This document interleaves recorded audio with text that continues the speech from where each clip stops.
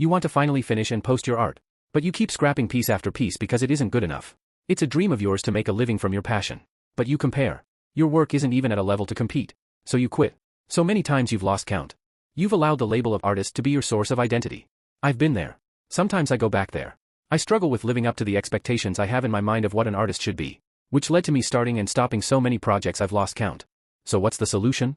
Stop identifying as an artist. It attacks the root of the problem, a lack of confidence. This mind renewal helped me to push through my insecurities and not give up on my first goal of 2025, entering a manga competition for the first time. I was able to do this by holding on to these three things: the truth, a purpose, support. Want to know something? It's the belief of what an artist should be that's kicking your butt. Imagine two gardeners.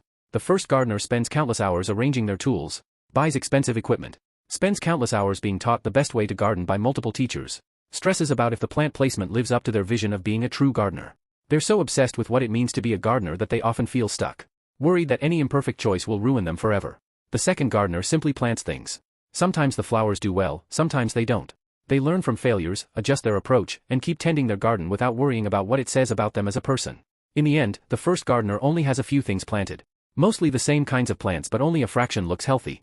On the other hand, the second gardener has more healthy plants. And they come in a variety. This is because their energy goes into growing things, not maintaining an image. Someone asks you what you do, and you say, I'm a, fill in the blank with the type of artist you are. I know. It's the common way to speak. But just remember.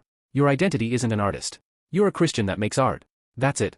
The moment you let go of the pressure of being something you're not, and just focus on doing the thing, you're free. You might be wondering, how does this mindset shift change when I'm meant to do everything unto the Lord? I want my art to be perfect for Him. Things take time. The book of Ecclesiastes tells us, there is a time for everything, and a season for every activity under the heavens. Ecclesiastes chapter 3, verse 1. Hard to hear, because we all want to get good yesterday. I know I do. But, we had to learn how to crawl before we could walk. We had to walk before we could run. Luke 2 verse 52 says, and Jesus increased in wisdom and in stature and in favor with God and man. Even Jesus didn't start his ministry until he was 30. If you want to stick with it for the long haul, you're going to need this next thing. Without it, I guarantee you'll give up and add yet another piece to the unfinished pile. Which is a purpose that goes beyond making art. You're like the protagonist in a classic JRPG. Before your hometown is attacked, set on fire, or sent to the Shadow Realm, you do all sorts of tasks that teach you the ropes. But these fetch quests don't really get you anywhere until that town is nuked to high heaven. It's that catalyst that gives you a reason to go on a quest to save the world and or kill God. But we're not out to kill him, we serve him.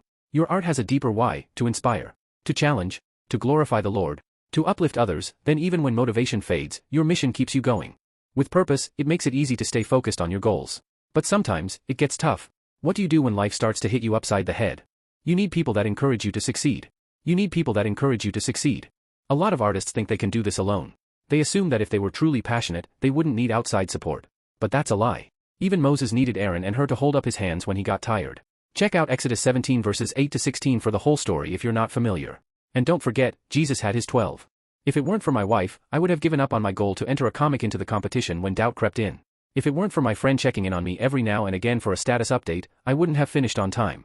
Just as a body, though one, has many parts, but all its many parts form one body, so it is with Christ. Now you are the body of Christ, and each one of you is a part of it. 1 Corinthians 12 verses 12 and 27. You need people who will remind you of your purpose when you forget, speak life into you when doubt creeps in, keep you accountable when you feel like quitting. Whether it's a small group, a friend, or an online community, you need somebody in your corner. Isolation kills creativity. Community fuels it.